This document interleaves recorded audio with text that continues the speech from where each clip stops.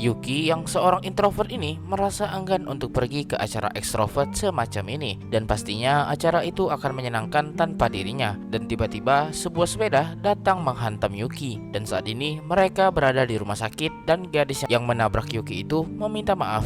Yuki tak mempermasalahkannya karena tak ada cedera, tapi bagi Yuri, ia merasa kalau masalah ini harus dibawa lewat jalur hukum dan menganggap kalau ini adalah percobaan pembunuhan. Yuki dengan cepat menenangkan kakaknya yang menggila itu, dan ketika di sekolah, Yuki menjelaskan apa yang terjadi, dan karena itulah ia dapat uang kompensasi dan menggunakannya untuk mentraktir semua teman-temannya. Tapi tiba-tiba kepala sekolah datang karena kesal seseorang memesan makanan dan diantar ke sekolah. Yuki mengaku kalau itu adalah dirinya, dan Yuki akhirnya dimarahi habis-habisan oleh kepala sekolah itu. Dan di jam istirahat, Yuki bersama Kyoka senpai, dan Kyoka merasa kagum dengan Yuki yang dengan mudah mengalahkan seniornya itu dalam pertandingan basket. Yuki heran kenapa orang seintrovert Kyoka ada di sana. Itu karena Kyoka termasuk dalam anggota klub badminton. Tapi Yuki salah mendengarnya dan mendengar bandwagon yang bisa diartikan sebagai sesuatu yang mengikuti apa yang sedang populer. Dan Yuki merasa kasihan dengan Kyoka yang hidup seperti itu. Tapi Kyoka dengan tegas membantahnya. Dan Yuki kembali fokus ke roti yang ia makan dan tak peduli lagi dengan Kyoka, yang membuat Kyoka menjadi geram. Kyoka meminta Yuki untuk percaya padanya. Juga karena Yuki, Kyoka dianggap sebagai dewi keberuntungan oleh semua orang juga. Mendengar itu, Yuki memikirkan satu ide dan mengambil uang receh. Uang itu ia berikan ke Kyoka sebagai persembahan, yang membuat Kyoka bingung apa yang Yuki lakukan. Yuki berkata kalau ia sedang meminta berkah dari Kyoka dan membuat Kyoka marah. Kyoka bercerita soal kesan dirinya yang mulai berubah di sekitarnya dan banyak orang yang mulai berinteraksi dengannya. Kyoka merasa tak masalah soal itu, meskipun sedikit menyebalkan. Yuki mengerti dan mungkin karena itulah Kyoka selalu di sini karena tak menyukainya. Tapi Kyoka berkata bukan berarti ia tak menyukainya, tapi ia merasa pasti itu sulit bagi Yuki sekarang karena ia sering mendengar rumor buruk soal Yuki dari orang lain, dan itu membuat Kyoka menjadi kesal dibuatnya. Tapi Yuki tak heran jika sudah seheboh itu, dan Yuki merasa wajar jika orang bereaksi seperti itu dan bercanda kalau yang aneh itu pasti Kyoka. Tapi Kyoka menjadi kesal karena ia berada di pihak Yuki, dan Kyoka masih tak senang terus-terusan dipanggil Dewi seperti itu. Yuki bercanda dan berkata kalau ia ingin memiliki sebuah berkah. Kyoka yang kesal itu berkata kalau begitu ia akan memberikan serangan pamungkas kepada Yuki dan membuat Yuki mati dalam sekali serang. Tapi Yuki bangkit dari kematian. Terlepas dari bercandanya, Kyoka merasa Yuki tak pernah melakukan hal yang buruk kepada orang-orang yang berkata buruk kepadanya dan merasa itu adalah hal yang luar biasa. Tapi Kyoka masih saja kesal dengan Yuki yang selalu dipermainkan olehnya. Tapi Yuki berkata kalau ia menghormati Kyoka dan berkata yang aneh yang membuat Kyoka tak heran dibuatnya. Kyoka juga bertanya apakah orang tua Yuki akan datang ke sekolah nanti, yang membuat Yuki menjadi gugup dibuatnya. Padahal Yuki tak melakukan apapun, tapi ia sudah panik dibuatnya. Tapi bukan itu maksud Kyoka. Yang Kyoka maksud adalah hari pengamatan orang tua. Dan sekarang di kelas, Bu Guru menjelaskan soal orang tua yang akan datang ke sekolah bulan depan dan harus mengisi formulir yang telah dibagikan. Juga Bu Guru menegaskan agar semua murid wajib ikut, termasuk Yuki. Bu Guru punya kabar baik dan kabar buruk hari ini, di mana para petinggi juga akan datang, dan kelas ini akan didatangi oleh mereka semua dan bertanya-tanya kenapa bisa begitu, dan Yuki pasti tahu jawabannya. Yuki bercanda dan berkata itu pasti karena Bu Guru yang cantik dan pintar. Tapi Bu Guru itu berkata kalau itu sudah pasti. Mendengar itu membuat Yuki ingin melarikan diri, tapi ditahan oleh gurunya. Yuki bertanya apa kabar baiknya. Kabar baiknya kelas mereka yang terpilih untuk diinspeksi nanti, dan kabar buruknya gurunya juga akan diinspeksi juga. Yuki pun berkata kena deh dan lanjut pulang. Tapi Bu Guru menjadi kesal karena ini belum selesai. Itu karena dalam tes sebelumnya kelas mereka mendapatkan hasil yang sangat luar biasa, dan karena itulah mereka bisa terpilih. Tapi mereka bingung apa yang harus mereka lakukan. Bu Guru berkata hanya ada satu hal yang bisa mereka lakukan,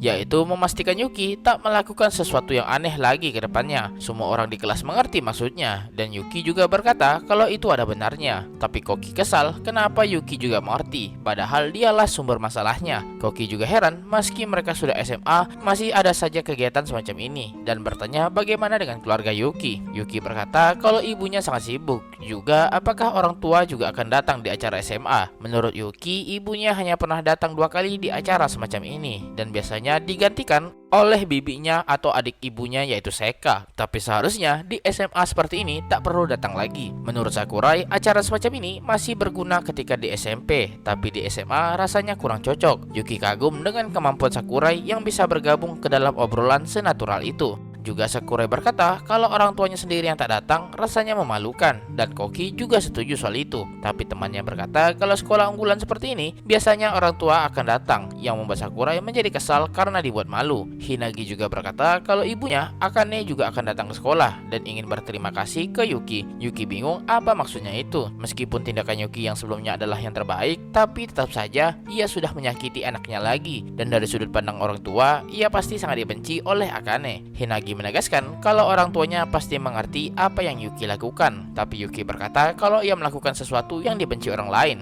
Hinagi juga berkata karena sudah membantunya, Akane memberikan 2 tiket film dan mengajak Yuki untuk pergi bersama. Yuki menjadi bersemangat dan mengira itu adalah film tentang hiu, tapi ternyata bukan. Di saat jam istirahat, Yuki memutuskan untuk bertemu ketua OSIS dan meminta saran darinya. Dan Keido merasa senang Yuki datang kepadanya, tapi Yuki merasa ia salah mengandalkan orang. Yuki terjebak dan berharap ada Yumi di sini, tapi Keido bilang Yumi ada di ruang guru sekarang dan tak akan kembali dalam waktu dekat, dan mereka bisa menghabiskan waktu bersama. Tapi Yuki merasa tenang karena Keido tampak normal sekarang. Keido menjelaskan soal pengalaman dirinya dulu, di mana tak begitu banyak yang hadir dan mungkin saja bisa berbeda tiap sekolahnya. Dan pastinya sebagai anak laki-laki merasa malu jika orang tuanya datang ke sekolah seperti ini, karena biasanya orang tua perempuan lebih sering hadir dibanding yang laki-laki. Yuki merasa senang ia datang ke orang yang tepat, dan jika begitu Yuki merasa tak masalah jika ibunya tak datang.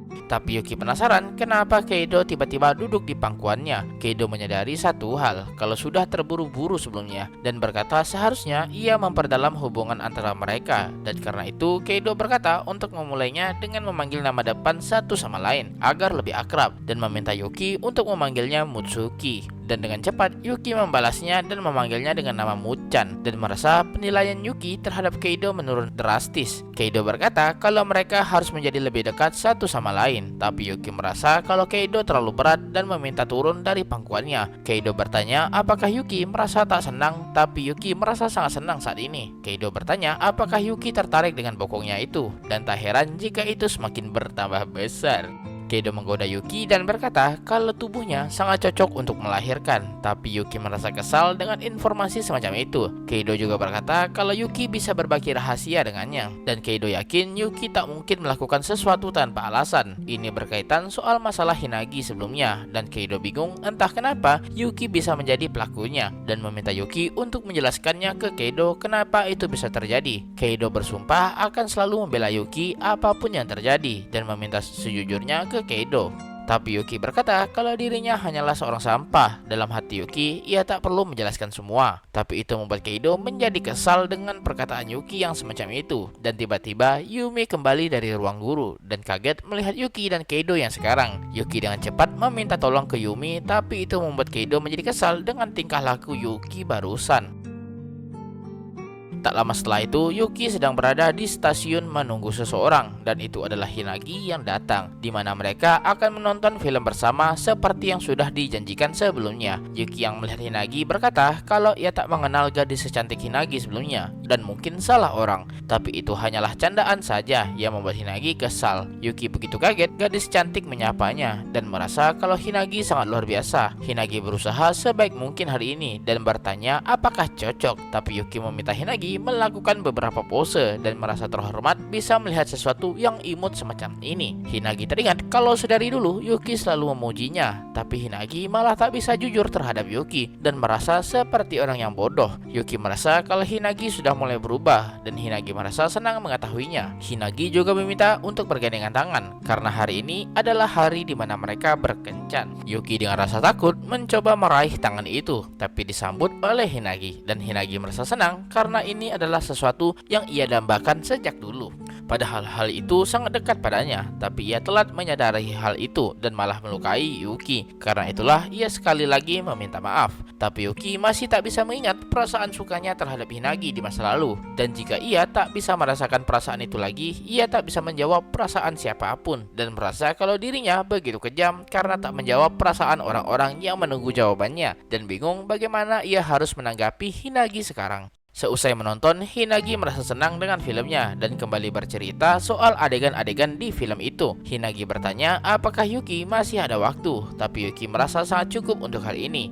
Yang membuat Hinagi merasa sedih, itu karena Hinagi merasa ingin sedikit lebih lama lagi bersama Yuki. Yuki pun mau tak mau mengikuti keinginan Hinagi dan menarik tangannya. Hinagi kebingungan apa yang dilakukan Yuki, tapi Yuki berkata kalau ini adalah hukuman untuk Hinagi, yang membuat Hinagi merasa sangat senang dan merasa ini bukanlah waktu yang tepat untuk hal semacam itu, di mana Yuki membawa Hinagi ke taman bunga. Hinagi kaget lihat ada bunga hydrangea di sana, tapi merasa kecewa karena tak sesuai ekspektasinya. Hinagi sadar arti dari bunga ini adalah keangkuhan, ketidaksetiaan, dan dingin. Sangat cocok sekali untuk Hinagi, tapi bukan itu maksud Yuki. Yuki menceritakan sebuah kisah di mana ada seseorang yang menderita karena hutang dan berhasil melunasinya, dan penglihatannya menjadi luas setelah itu. Maksud dari Yuki adalah agar Hinagi tak mempersempit pandangannya. Banyak hal yang luar biasa yang bisa saja Hinagi lewatkan karena berpandangan sempit seperti itu. Seperti pasangan di sana yang sedang berciuman dan membuat Hinagi kesal. Yuki merasa kalau sepanjang hari Hinagi seperti merasa bersalah dan memperhatikan dirinya. Ia tak terlihat menikmati hari ini dan tertahan akan sesuatu. Dan Yuki takut kalau seperti ini Hinagi akan kehilangan sesuatu. Karena mereka sudah SMA, Yuki berharap Hinagi bisa menikmati waktunya. Tapi Hinagi merasa tak bisa sama sekali. Karena jika ia melakukan itu dan jika ia tak mengejar Yuki lagi, ia tak akan menghancurkan hidupnya Yukito. Tapi Yuki tak peduli soal itu dan Hinagi masih tak menerimanya. Yuki berkata jika suatu hari nanti Yuki membutuhkan pertolongan, ia berharap Hinagi dapat membantunya. Hinagi yang mendengar itu menjawab dengan cepat kalau ia akan menolong Yuki apapun yang terjadi. Jika Yuki menghadapi masalah, Yuki bisa bergantung kepada Hinagi dan Hinagi merasa senang Yuki mau bergantung padanya. Menurut Yuki, makna bunga hydrangea yang lain adalah wanita yang ceria dan itu sangat cocok untuk Hinagi. Tapi Hinagi ingin membenarkan satu hal, pertemuan yang indah sudah lama terjadi. Itu dimana ketika mereka masih kecil dan bertemu di taman. Itu adalah kenangan terindah bagi Hinagi dan tak akan pernah tergantikan. Dan Yuki setuju soal itu. Yuki berjanji kalau ia tak akan melakukan hal bodoh lagi. Dan perasaan yang telah lama ia buang dan hilang, Yuki berharap suatu hari nanti ia mendapatkannya kembali. Dan cerita pun berlanjut.